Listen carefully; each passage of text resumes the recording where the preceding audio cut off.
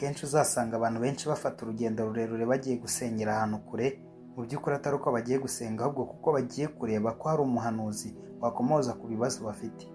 Iyi ni virusi yeze muri benshi kandi ikozeho benshi.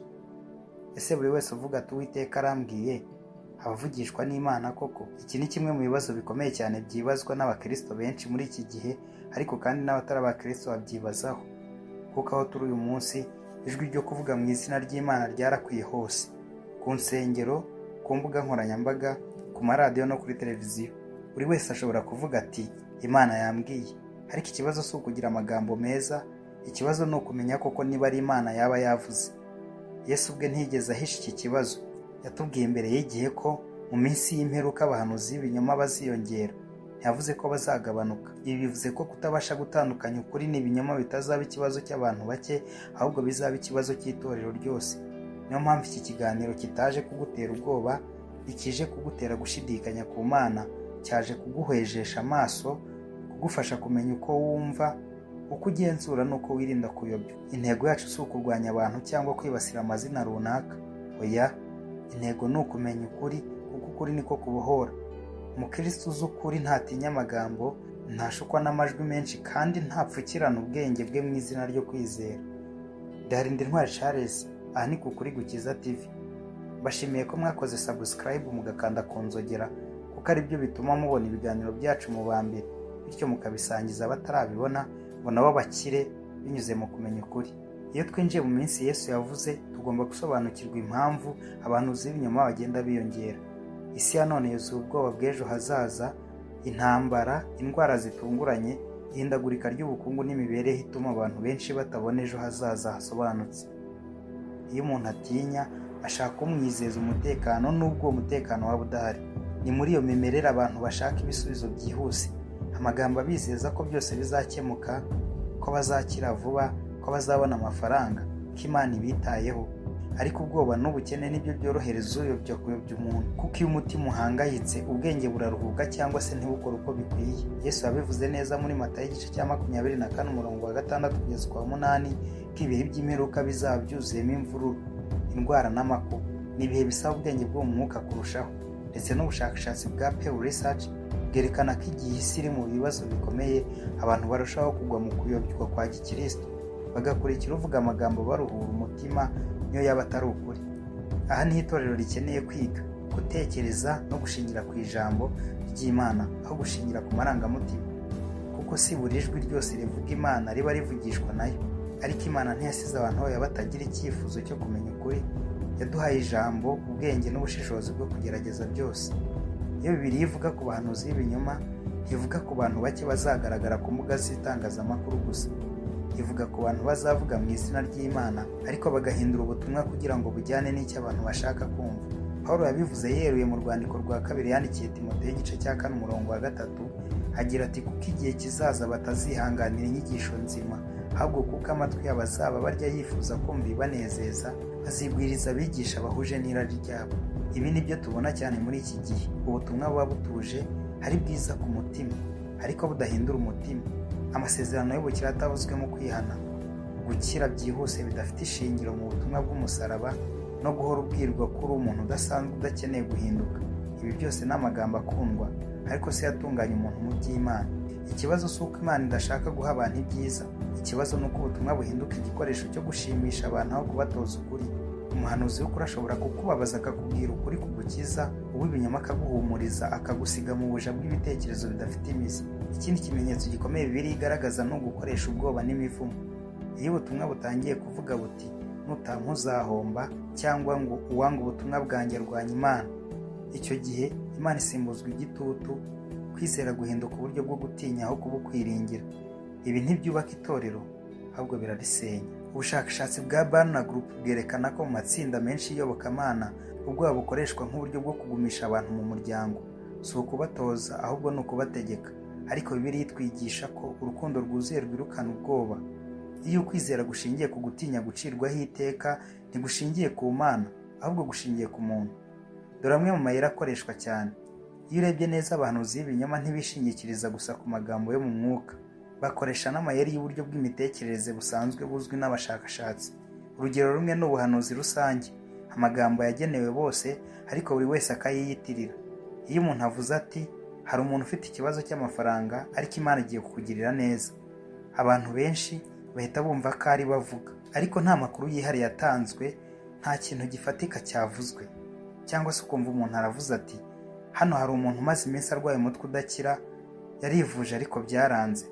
Ugasanga muri abo bantu harimo abantu benshi barwaye umutwe ku buryo buri umwe wese yumva yuko ari buvuzweho. Hari n'ikindi bita cold reading, aho umuntu asoma amarangamutima n'imyitwarire y'abantu akayihindura nk'ubuhanuzi. Imvugo, amarira, uburyo umuntu yambaye cyangwa yicaye, byose bishobora gutanga amakuru afasha umuntu kuvuga ibintu bisa n'ibiva mu mwuka ariko mu by'ukuri ari gusoma umuntu. Ikindi kintu gikunze kugaragara ni icyitwa selective fulfillment. Ibi bivuze ko bavuga ubuhanuzi bwinshi, hanyuma ibyabaye akaba ari byo bavuga gusa, ibyananiranye bakabiceceka, maze hakagumaho inkuru zemeza ibyo bashaka kwerekana.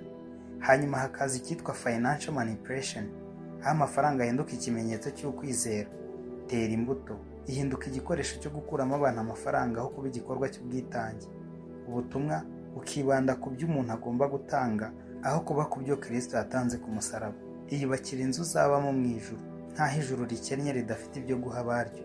Mu by'ukuri iyo dusomye Yohana igice cya 14 umurongo wa 2, tubona Yesu abwira abigishwa bati mu rugo rwa Data harimo amazu menshi, iyaba adahari mba mbabwiye kuko ngiye kubategurira hanyu. Ikimenyetso gikomeye cyane kandi giteye impungenge ni ukubura uburyo bwo kubazwa inshingano. Umuhanuzi w'ibinyoma ntashaka kugenzurwa, ntashaka kubazwa, ntashaka umuntu umubwira ati aha wabeshye. Iyo atangiye kuvuga ko adakosorwa, ko umuvuzeho abarwanya Imana, icyo gihe aba yamaze kwiyambura ubuyobozi bw'Imana agasigara yihaye ububasha. Abashakashatsi bo muri American Psychological Association bagaragaza ko abantu bafite ububasha batagenzurwa bashobora kuyobya benshi bitewe n'icyitwa authority bias, aho abantu bemera icyo umuntu avuga kubera uwo ari we atari ukubera ko ari ukuri. Hiyongeraho ikizwi nka confirmation bias, aho abantu bashaka gusa ibimenyetso byemeza ibyo bamaze kwizera bakirengagiza ibindi byose. Ibi byose bitwereka ko Bibiliya itadusaba gusa kwizera, ahubwo yadusabye kugerageza imyuka, kuko si ibintu byose byiza mu matwi biba ari byiza ku mutima, kandi si amagambo yose avugwa mu izina ry'Imana ava ku Mana. Dore zimwe mu ngero z'abahanuzi bavuze ibinyoma mu mateka. Iyo tuvuga ku bahanuzi b'ibinyoma, si ngombwa kureba gusa bibera mu gihe cyacu. Amateka y'itorero agaragaza ko iki kibazo cyabayeho kera, kandi ko itorero ryagiye ryigira mu makosa yabayeho. Ibi bidufasha kumva ko kwitandukanya n'ubuhanuzi bw'ibinyoma atari ugutakaza ukwizera, ahubwo ari ukurinda ukwizera.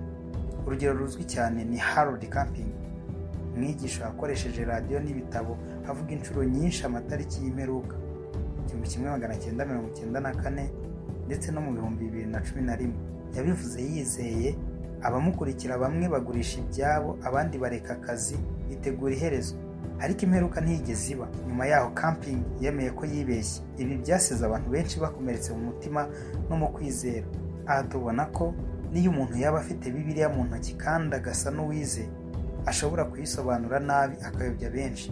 Mu itorero rya mbere hari Montanus wavugaga ko afite ihishurirwa ridasanzwe rirenze iry'intumwa, akigira umuvugizi w'umwuka wera mu buryo budasanzwe. Nubwo bamwe babonye ko afite ishyaka, itorero rya mbere ryamwanze kubera ko ubutumwa bwe bwarenze ku nyigisho zari zarashyizweho n'intumwa, kandi bugashyira igitutu gikabije ku bakristo.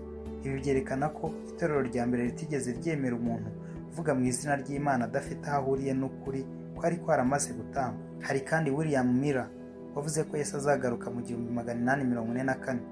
Abamukurikiraga bose bari benshi cyane, kandi igitekerezo cye cyateje gucika intege gukomeye. Igihe ibyo yari yavuze bitabaye, abantu benshi baratentebutse, bamwe bareka ukwizera burundu. Ibi byigisha isomo rikomeye. Iyo umuntu afashe iby'Imana agashyiraho amatariki n'iby'Imana itigeze igaragaza, abashyize abantu mu kaga ku kwizera.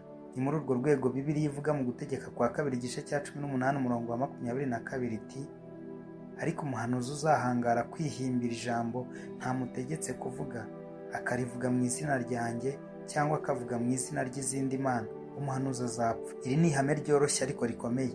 Nta gutanga impamvu, nta gusubira inyuma, nta byabaye mu mwuka. Iyo bitabaye, si Imana yabivuze.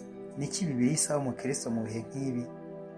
Bibiliya ntiyadusabye gutinya abahanuzi b'ibinyoma, ahubwo yadusabye kugira ubwenge. Mu rwandiko rwa mbere rwa Yohana igice cya 4 umurongo wa mbere aratubwira ati bakundwa, ntimwizere imyuka yose, ahubwo mugerageze imyuka ko yavuye ku Mana, kuko abahanuzi b'ibinyoma benshi badutse bakaza mu isi. Ibi bisobanura ko atari ikintu cyose kivugwa ko kivuye ku Mana kigomba kwakirwa kitageragejwe cyangwa se kitagenzuwe. Abakristo ba Beroya bashimwe cyane mu byakozwe n'intumwa igice cya 17 umurongo wa 11, kuko nubwo Pawulo yari intumwa bagiye bagenzura mu byanditswe niba ibyo avuga ari ukuri. Ibi bitwereka ko kugenzura atari ukwigomeka, ahubwo ari ukwita ku kuri. Umuhanuzi w'ukuri ntiyigera atinya ko ubutumwa bwe bugeragezwa n'ijambo ry'Imana. Yesu ubwo yaduhaye ikimenyetso cyoroshye ariko gikomeye muri Matayo 7:20. Uzamenyera ku mbuto zabo. Si ku magambo meza, si ku byo basezeranya, ahubwo ni ku mbuto. Imyitwarire, kwicisha bugufi, urukundo, ukuri nuko bayobora abantu kuri Kristo aho kubiyoboraho ubwabo.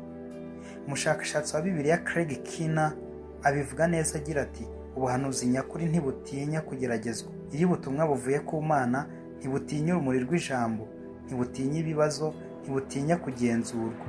Ariko iyo bushingiye ku muntu urabyirinda. Iki inyigisho dusaba si uguhiga abahanuzi, ahubwo ni ugukura mu by'umwuka, tukamenya gutandukanya ijwi ry'Imana n'iry'abantu. Kuko mu minsi y'akaga si uvuga cyane akaba ari wowe w'Imana, ahubwo ni uwaguma mu kuri. Hari ukuri kumwe tugomba kugarukaho mu bwitonzi, ariko tudatinya. Nta muhanuzi uruta Kristo, kandi nta jwi na rimwe rirenze ijambo ry'Imana. Iyo umukristo yumvise ibi neza aba atangiye kugira umutekano wo mu mwuka, kuko ikibazo nyamukuru si uko hari abahanuzi benshi, ikibazo ni uko hari abakristo batigishijwe neza. Umuntu wuzuye ijambo ry'Imana ntiyiruka inyuma y'amajwi yose, ntiyikanga amagambo yose, ntiyibeshya ko buri wese uvuga ati Uwiteka arambwiye aba ko kavugira Imana. Imana ntigeze ikoresha ubwoba ngo iyobore abana bayo. Uburyo bwayo ni urukundo, ukuri n'umucyo. Iyi nyigisho ishingiye ku gutinya imivumo, gutinya guhomba, gutinya kwangwa n'Imana, aho kuba ku kumenya Kristo. Icyo gihe bishatse kugufata ku marangamutima, si uko kuyobora mu kuri. Itorero rikomeye si rifite abantu bagira ubwoba bwinshi, ni rifite abantu bazi ijambo ry'Imana. Kuko umuntu uzi Bibiliya neza ntiyemera ibyo adasuzumye, ntiyitiranya ijwi ry'Imana n'ijwi ry'abantu, kandi ntiyemera ko ukwizera kwe kugenzurwa n'ubwoba. Kuba maso si ukwirinda Imana, ni ukuyubaha. Kugerageza ubutumwa si ukwigomeka ku mwuka wera, ni ukumwubaha kurushaho, kuko umwuka w'ukuri ntajya agongana n'ijambo ry'ukuri. Kuba hari abahanuzi b'ibinyoma si ikimenyetso cy'uko Imana yabuze cyangwa ko itorero ryananiwe. Oya, ahubwo ni ikimenyetso gikomeye cy'uko ijambo rya Yesu riri gusohora neza nk'uko ryavuzwe. Yesu ubwo yaravuze ati dore mbibabwiye bitaraba. Matayo 24:25. Ibi bisobanura ko Imana itigeze idusiga mu mwijima.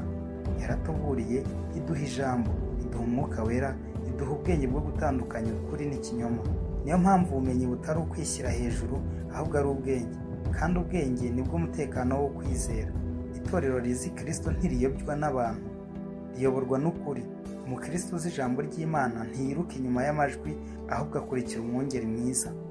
Reka dushake ukuri, si amagambo adusindagiza, kuko aho ijambo riyobora ukwizera guhumeka, kandi aho kwizera guhumeka ubwoba burahunga. Twandikire muri comment igitekerezo cyawe. Wakoze kutwumva. Ndaharindira Intwari Charles. Sangiza abandi iki kiganiro.